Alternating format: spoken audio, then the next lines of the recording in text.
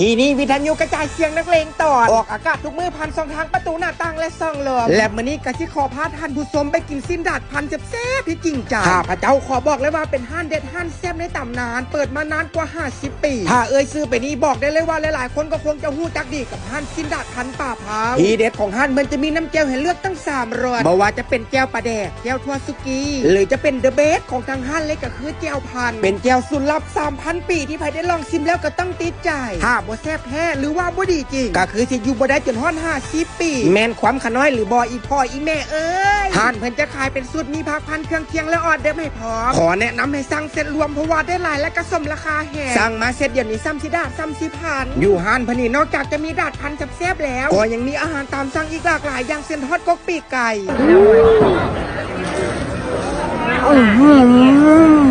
ทอดมาฮ้อนๆกรอบหอมแซ่บนัวแห้งหรือจะเป็นเมนูนี้แห้งค่ะทอดพริกเกลือรวมจะมีทั้งตีนไก่และกะปีกไก่เสิร์ฟมาแบบถาดใหญ่ๆสั่งถาดเดียวนี่กินได้3หมู่บ้าน